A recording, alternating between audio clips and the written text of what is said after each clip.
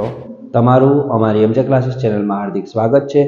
આજે આપણે ધોરણ 11ના એસપી વિષય મતલબ એસપીસીસી સેક્રેટરીયલ પત્રવ્યવહાર અને પ્રેક્ટિસને લગતા જે મતલબ સેક્રેટરીની પ્રેક્ટિસને લગતા જે પ્રશ્નો છે મોસ્ટ આઈએમપી એના વિશે આપણે વાત કરીશું। ઓકે વિદ્યાર્થી મિત્રો, તે પહેલાં જો તમે અમારી ચેનલમાં નવા હોય તો અમારી ચેનલને સબસ્ક્રાઇબ કરો, લાઇક કરો અને તમારા જેવા ધોરણ 11ના વિદ્યાર્થી મિત્રો સુધી એને શેર કરો। ચલો હવે આપણે આગળ શરૂઆત કરીએ કે તમારા મોસ્ટ આઈએમપી પ્રશ્નો છે અને જે પ્રશ્ન હું તમને કહીશ એ પ્રશ્નો તમારે તમારી નોટબુકની અંદર લખતું જવાનું છે, જેથી કરીને તમને બધા પ્રશ્નોના જવાબ આવડી જાય અને અત્યારથી જ તમારે તૈયારી કરવાની ચાલુ કરી દેવાની છે। ઓકે વિદ્યાર્થી મિત્રો, ચલો આપણે શરૂઆત કરીએ। ઓકે,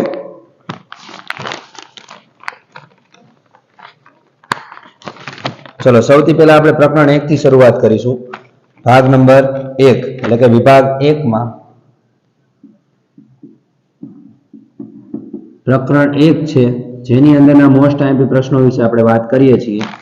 જેમાં પહેલો પ્રશ્ન છે, માહિતી સંચારની પ્રક્રિયા આકૃતિ સાથે તેનું વર્ણન કરો। પહેલો પ્રશ્ન, માહિતી સંચારની પ્રક્રિયા આકૃતિ સાથે વર્ણન કરો। રેડી? ચલો એના પછી છે બીજો પ્રશ્ન, મૌખિક માહિતી સંચારના લાભાલાભ જણાવો। બીજો પ્રશ્ન, મૌખિક માહિતી સંચારના લાભાલાભ જણાવો। ત્યારબાદ છે ત્રીજા નંબરનો પ્રશ્ન, લેખિત માહિતી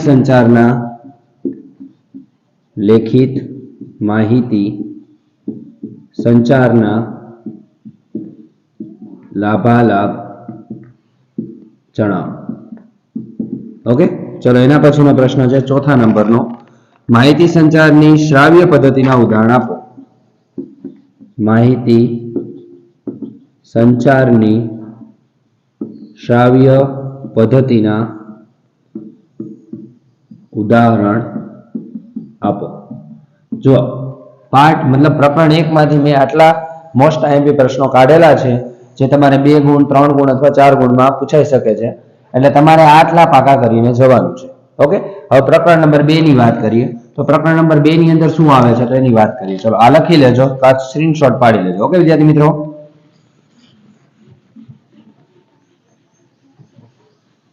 ચલો આગળ જોઈએ પ્રકરણ નંબર 2। હવે એની અંદરનો પહેલો પ્રશ્ન છે, પત્ર વ્યવહારની લાક્ષણિકતાઓ વર્ણવો। નંબર 1, પત્ર વ્યવહારની લાક્ષણિકતાઓ વર્ણવો। રેડી? આ પહેલો પ્રશ્ન છે। નંબર 2, અસરકારક વાણિજ્યક પત્ર વ્યવહારના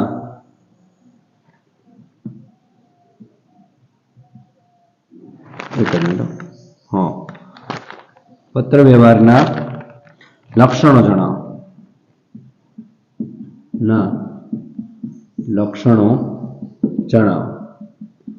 ચલો એના પછીનો પ્રશ્ન નંબર 3 છે, મારી સાથે જોડાઈ લેજો અને લખતા જજો સાથે સાથે। પત્ર વ્યવહારના પ્રકારોને કોષ્ટક દોરીને સમજાવો। પત્ર વ્યવહારના પ્રકારોને કોષ્ટક દોરીને સમજાવો। રેડી? ચલો એના પછીનો પ્રશ્ન છે પ્રશ્ન નંબર 4, અસરકારક વાણિજ્યક પત્ર વ્યવહાર એટલે શું? અસરકારક વાણિજ્યક પત્ર વ્યવહાર એટલે શું? સમજાણું? આ 4 પ્રશ્નો છે જે બીજા પ્રકરણમાંથી પૂછવાની સંભાવના છે, તો આ કરી નાખજો।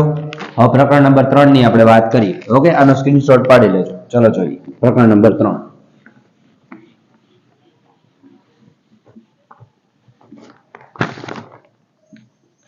ચલો પ્રકરણ નંબર 3 માં શું કહે છે? પહેલો પ્રશ્ન, વાણિજ્યક પત્ર માટે કાગળની પસંદગી। નંબર 1, વાણિજ્યક પત્ર માટે કાગળની પસંદગી મતલબ કાગળ કેવો હોવો જોઈએ એની વાત કરીએ. ચલો આગળ નેક્સ્ટ. એના પછી છે વાણિજ્યક પત્ર માટે ટાઈપિંગ વિશે સમજૂતી. વાણિજ્યક પત્ર માટે ટાઈપિંગની પસંદગી. ટાઈપિંગ કઈ રીતે કરવું, કઈ બાજુ લખવું વગેરે વસ્તુ સમજૂતી દેવાની. ટાઈપિંગ વિશે સમજૂતી. ચલો એના પછીનો છે નંબર 3 નંબરનો પ્રશ્ન છે વાણિજ્યક પત્રમાં ચારે બાજુ છોડાતી જગ્યા વિશે નોંધ આપો. વાણિજ્યક પત્રમાં ચારે બાજુ છોડાતી જગ્યા વિશે એટલે કે હાંસિયા જે આવે છે માહિતી આપો. ચલો આ 3 પ્રશ્નો છે પ્રકરણ નંબર 3 ની અંદર. હવે પ્રકરણ નંબર 4 આપણે અહીંયા લખી નાખીએ. ઓકે વિદ્યાર્થી મિત્રો, ચલો પ્રકરણ નંબર 4 ની વાત કરીએ તો ટૂંક નોંધ લખવાની છે તમારે. ટૂંક નોંધ લખો. હવે કેવી ટૂંક નોંધ પૂછાય તો એના વિશે વાત કરીએ. તો પેલું છે તાજા કલમ. આ મોસ્ટ આઈએમપી પ્રશ્ન છે, તાજા કલમ નંબર 1. પછી બીજી ટૂંક નોંધ પૂછાય તમારે તો બીજી ટૂંક નોંધ છે ઓળખ રેખા. ઓળખ રેખા. ત્યારબાદ છે ત્રીજી ટૂંક નોંધ. તો ત્રીજી ટૂંક નોંધ છે ત્રીજો પ્રશ્ન છે મતલબ આગળ પ્રશ્ન આપણે લઈએ પ્રશ્ન નંબર 2. તો એની અંદર કીધું છે કે ટપાલ રવાનગી વિશે સમજાવો. ટપાલ રવાનગી વિશે સમજાવો. ઓકે, ટપાલ કઈ રીતે રવાના કરવામાં આવે છે તો એના વિશેની માહિતી તમારે દેવાની છે. નંબર 3 નંબરનો પ્રશ્ન છે તો એમાં તમારે લખવાનું વાણિજ્યક પત્રમાં ધ્યાનકર્ષક રેખાનો અર્થ અને તેનું ઉદાહરણ સમજાવો. વાણિજ્યક પત્રમાં ધ્યાનકર્ષક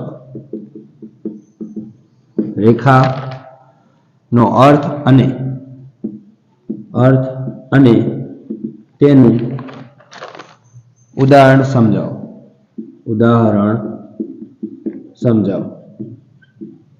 સમજાણું? આ રીતે તમારે 3 પ્રશ્નો પૂછાશે અને આ પાકા કરી નાખવાના છે. હવે આના પછીનું હજી એક પ્રશ્ન છે જે આપણે ઉપર લખીએ છીએ. આ પ્રકરણ નંબર 3 આપણે પૂછી નાખીએ છીએ. ચલો એના પછીનો પ્રશ્ન છે પ્રશ્ન નંબર 4. તો એમાં શું કહે છે તો વાણિજ્યક પત્રની તારીખ લખવાની પદ્ધતિ ઉદાહરણ સહિત સમજાવો. વાણિજ્યક પત્રની તારીખ લખવાની પદ્ધતિ ઉદાહરણ સહિત સમજાવો. રેડી? ચલો એના પછીનો પ્રશ્ન છે પ્રશ્ન નંબર 5. એની વાત કરીએ તો એમાં વાણિજ્યક પત્રના કાયમી ભાગના નામ જણાવો. વાણિજ્યક પત્રના કાયમી ભાગ ના નામ જણાવો.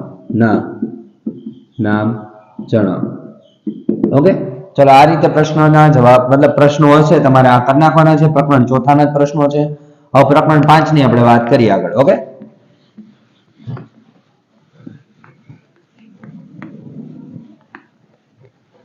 ચલો પ્રકરણ નંબર 5 ની વાત કરીએ. શું કે છે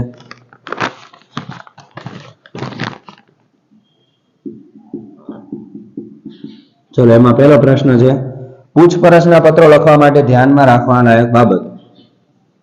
પૂછપરછના પત્રો લખવા માટે ધ્યાનમાં રાખવા લાયક બાબતો.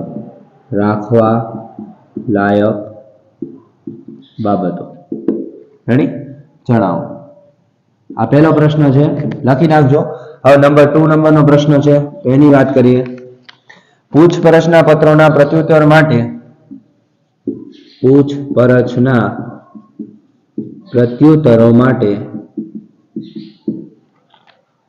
ધ્યાનમાં રાખવા લાયક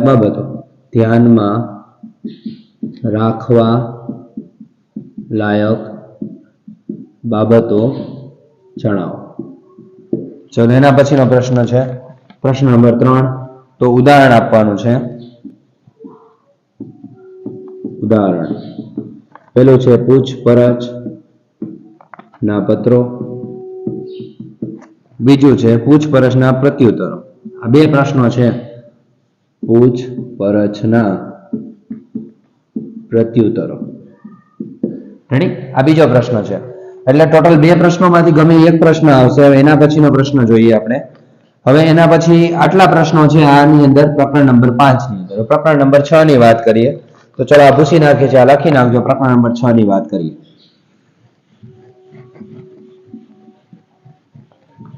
ચલો પ્રકરણ નંબર 6 ની વાત કરીએ. શું કે છે પ્રકરણ નંબર 6? તો ચલો નંબર 1 પ્રશ્ન છે, ઓર્ડર રદ કરવાના કોઈ પણ 3 કારણો જણાવો. ઓર્ડર રદ કરવાના કોઈ પણ 3 કારણો જણાવો. ચલો એના પછીનો પ્રશ્ન છે નંબર 2 નંબરનો પ્રશ્ન, ઓર્ડર રદ કરવા પત્રો માટે ધ્યાનમાં રાખવા લાયક બાબત. ઓર્ડર રદ કરતા પત્રો માટે ધ્યાનમાં રાખવા લાયક બાબતો જણાવો.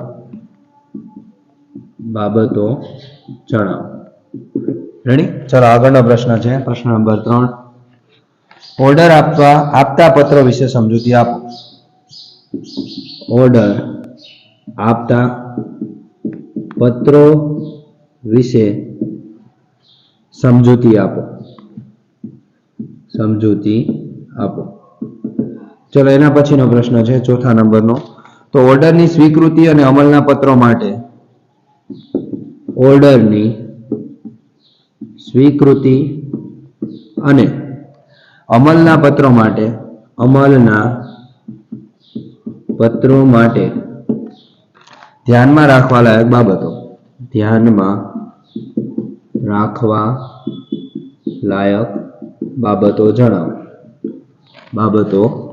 જણાવો. રેડી? ચલો એના પછીનો પ્રશ્ન છે પ્રશ્ન નંબર 5, તો ઉદાહરણ આપવાનું છે. ઉદાહરણ આપો જેમાં છે ઓર્ડર આપતા પત્રો અને એના પછીનું છે આ નંબર 1. નંબર 2, તો ઓર્ડરની સ્વીકૃતિ અને અમલના પત્રો.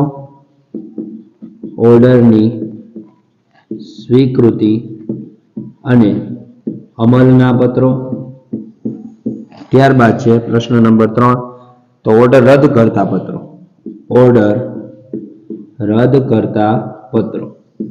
સમજાણું? આટલા પત્રો છે જે તમારે પાકા કરવાના છે. હવે એના પછીની વાત કરી પ્રકરણ નંબર 7 ની. આ જોઈ લેજો, આનો સ્ક્રીનશોટ પાડી લેજો અને આ પ્રશ્નોના જવાબ પાકા કરવાની તૈયારી કરી નાખજો. ઓકે વિદ્યાર્થી મિત્રો, ચલો જોઈએ આગળ પ્રકરણ નંબર 7 ની વાત કરીએ.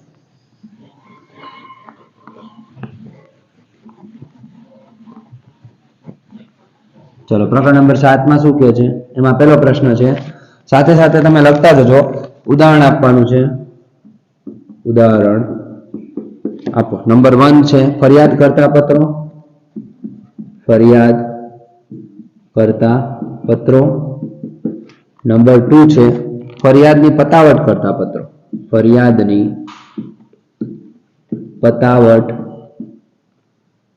કરતા પત્રો.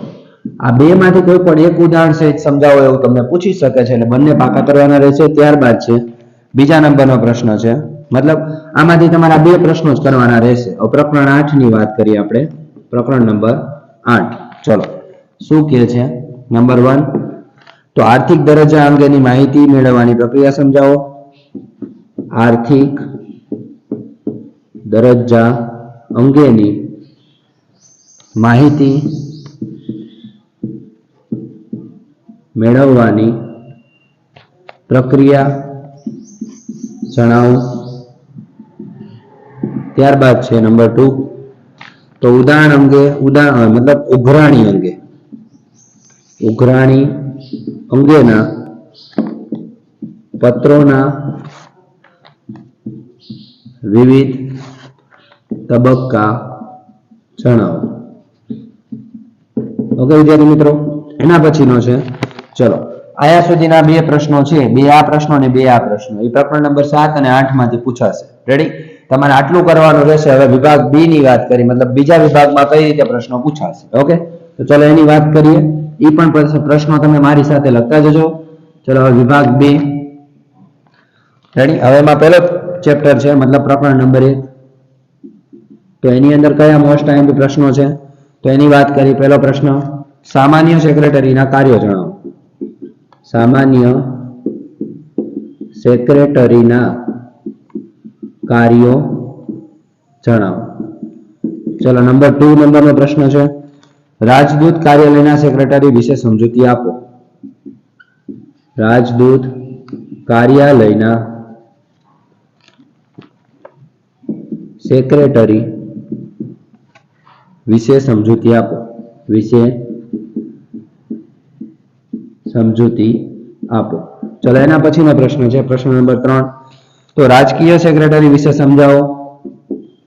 રાજકીય સેક્રેટરી વિશે સમજાવો.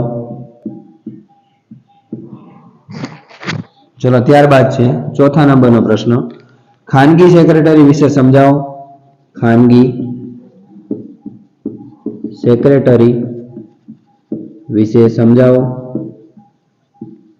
ત્યારબાદ છે 5મા નંબરનો પ્રશ્ન, સેક્રેટરીના લક્ષણો જણાવો. સેક્રેટરીના લક્ષણો જણાવો. ત્યારબાદ છે 6ઠા નંબરનો પ્રશ્ન, કંપનીમાં સેક્રેટરીનું સ્થાન કેમ અગત્યનું છે. કંપનીમાં સેક્રેટરીનું સ્થાન કેમ અગત્યનું છે. સમજાણું? આ ખાસ યાદ રાખજો.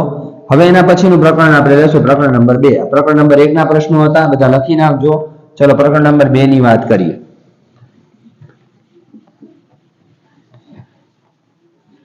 પ્રકરણ નંબર 2 માં કયા મોસ્ટ આઈએમપી છે? નંબર 1 પ્રશ્ન છે, સેક્રેટરીના હોદ્દાનો અંત કેવી રીતે આવી શકે. પહેલો પ્રશ્ન, સેક્રેટરીના હોદ્દાનું અંત કેવી રીતે આવી શકે. ચલો એના પછીનો પ્રશ્ન છે, પ્રશ્ન નંબર 2, તો સેક્રેટરીનું મહત્વ સમજાવો. સેક્રેટરીનું મહત્વ સમજાવો. ત્યારબાદ છે 3જા નંબરનો પ્રશ્ન, સેક્રેટરીની સત્તાની મર્યાદાઓ કઈ કઈ છે. સેક્રેટરીની સત્તાની મર્યાદાઓ કઈ કઈ છે સમજાવો. તો કઈ કઈ છે. રેડી? એના પછીનો પ્રશ્ન 4થા નંબરનો, સેક્રેટરીની નિમણૂકને લગતી જોગવાઈઓની ચર્ચા કરો. સેક્રેટરીની નિમણૂકને લગતી જોગવાઈઓની ચર્ચા કરો. ચલો ત્યારબાદ છે એના પછીનો પાઠ, મતલબ પ્રશ્ન, સેક્રેટરી માટે અંગ્રેજી ભાષા પર પ્રભુત્વ કેમ જરૂરી છે. સેક્રેટરી માટે અંગ્રેજી ભાષા પર પ્રભુત્વ કેમ છે. ઓકે, અથવા કેમ જરૂરી છે. ચલો, કેમ જરૂરી છે, મતલબ સેક્રેટરીને શું કામ અંગ્રેજી ભાષા આવડતી હોવી જોઈએ. ઓકે, તો જ આપણે આપણા ધંધામાં સેક્રેટરીને રાખતા હોય. ચલો એના પછીનો પ્રકરણ લઈએ. આ પ્રકરણ નંબર 2 પૂર્ણ થાય છે. પ્રકરણ નંબર 3 ની વાત કરીએ. ચલો આ લખીને આવજો. ઓકે વિદ્યાર્થી મિત્રો, ચલો પ્રકરણ નંબર 3 માં શું કહે છે. તો ચલો પ્રકરણ નંબર 3, પ્રશ્ન નંબર 1, ચલો કંપનીના લક્ષણો જણાવો. પહેલો પ્રશ્ન, કંપનીના લક્ષણો જણાવો. નંબર 1. નંબર 2 નંબરનો પ્રશ્ન, સ્થાપના પહેલાના તબક્કામાં કઈ કઈ બાબતોનો સમાવેશ કરવામાં આવે છે. સ્થાપના પહેલાના તબક્કામાં કઈ કઈ બાબતોનો સમાવેશ કરવામાં આવે છે? રેડી? આ પ્રશ્ન નંબર 2. હવે પ્રશ્ન નંબર 3 ની વાત કરીએ તો નોંધણીના તબક્કામાં શું કરવું પડે? નોંધણીના તબક્કામાં શું કરવું પડે? રેડી? હવે પ્રકરણ 3 અહીં પૂર્ણ થાય છે. પ્રકરણ 4 ની શરૂઆત આપણે અહીંથી જ કરી નાખી છીએ. ચલો, એમાં પહેલો પ્રશ્ન છે, ધ્યેયની કલમ વિશે સમજૂતી આપો. ધ્યેયની કલમ વિશે સમજૂતી આપો. ત્યારબાદ છે નંબર 2 નંબરનો પ્રશ્ન, તો સત્તા બહારના કાર્ય વિશે સમજૂતી આપો. સત્તા બહારના કાર્યો વિશે સમજૂતી આપો. ત્યારબાદ છે 3જા નંબરનો પ્રશ્ન, ટૂંક નોંધ લખવાની છે. ટૂંક નોંધ લખો. જેમાં પહેલી છે નામની કલમ. નામની કલમ. બીજું છે સ્થાપનાની કલમ. સ્થાપનાની કલમ. સમજાણું? હવે એના પછીનો પ્રશ્ન છે 5મા નંબરનો. આપણે ઉપરનું પ્રકરણ ભૂસી નાખીએ છીએ.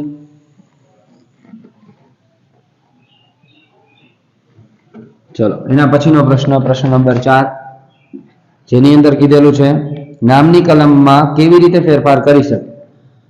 નામની કલમમાં કેવી રીતે ફેરફાર થઈ શકે? સમજાણું?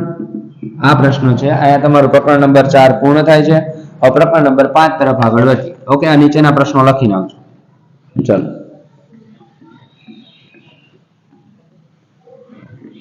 હવે પ્રકરણ નંબર 5 માં શું કહે છે? તો જેમાં પહેલો પ્રશ્ન છે, ટેબલ F વિશે સમજૂતી આપો. ટેબલ F વિશે સમજૂતી આપો. ત્યારબાદ છે નંબર 2 નંબરનો પ્રશ્ન, આંતરિક વહીવટીનો સિદ્ધાંત સમજાવો. આમાં મોસ્ટ આઈએમપી છે આંતરિક વહીવટીનો સિદ્ધાંત સમજાવો. ઓકે, ત્યારબાદ છે પ્રશ્ન નંબર 3, તો તફાવત લખવાનો છે. તફાવત લખો. જેની અંદર પહેલો તફાવત છે આવેદન પત્ર અને નિયમન પત્ર. આવેદન પત્ર અને નિયમન પત્ર. રેડી? આ પ્રશ્ન મોસ્ટ આઈએમપી છે. ત્યારબાદ છે નિયમન પત્રનું મહત્વ જણાવો. નિયમન પત્રનું મહત્વ જણાવો. ચલો, હવે અહીંયા તમારા 4 પ્રશ્નો પૂર્ણ થાય છે. જોઈ લેજો. હવે પ્રકરણ નંબર 6 તરફ આપણે આગળ વધીશું. ઓકે વિદ્યાર્થી મિત્રો, કે પ્રકરણ 6 ની અંદર તમારે કેવા મોસ્ટ આઈએમપી પ્રશ્નો છે એની આપણે વાત કરીશું. પ્રકરણ 5 તમે લખી નાખજો. પ્રકરણ 6 ની શરૂઆત આપણે કરી દઈએ. ઓકે, ચલો, પ્રકરણ નંબર 6, જેમાં પ્રશ્ન નંબર 1 છે, દીવાની જવાબદારી કોને કહેવાય? આ મોસ્ટ આઈએમપી પ્રશ્ન છે. દીવાની જવાબદારી કોને કહેવાય? ચલો, પ્રશ્ન નંબર 2 છે, ફોજદારી જવાબદારી સમજાવો. ફોજદારી જવાબદારી સમજાવો. ત્યારબાદ છે 3જા નંબરનો પ્રશ્ન, ટૂંક નોંધ લખવાની છે. જો આ ટૂંક નોંધ મોસ્ટ આઈએમપી છે એટલે કરી નાખજો. ટૂંક નોંધ લખો. જેમાં પહેલું છે લઘુત્તમ ભરણું. લઘુત્તમ ભરણું. ચલો, ત્યારબાદ છે 4થા નંબરનો પ્રશ્ન, શેરના બાંહેધરી કરાર વિશે સમજાવો. શેર બાંહેધરી ના કરાર વિશે સમજાવો. રેડી? આ 4 પ્રશ્નો છે જે પ્રકરણ નંબર 6 માંથી પૂછાવાના છે. હવે એના પછી પ્રકરણ નંબર 7 ની આપણે વાત કરી નાખીએ. ઓકે, ચલો, અહીં લખી નાખીએ છીએ. પ્રકરણ નંબર 7 માં પહેલો પ્રશ્ન, શેર મૂડીના પ્રકાર સમજાવો. શેર મૂડીના પ્રકાર સમજાવો. ત્યારબાદ છે નંબર 2 નંબરનો પ્રશ્ન, ઇક્વિટી શેરના લક્ષણો સમજાવો.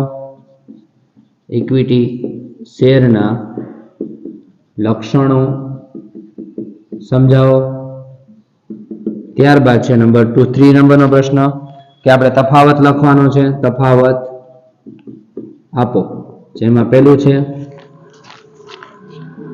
ઇક્વિટી શેર અને શું આવશે, પ્રેફરન્સ શેર.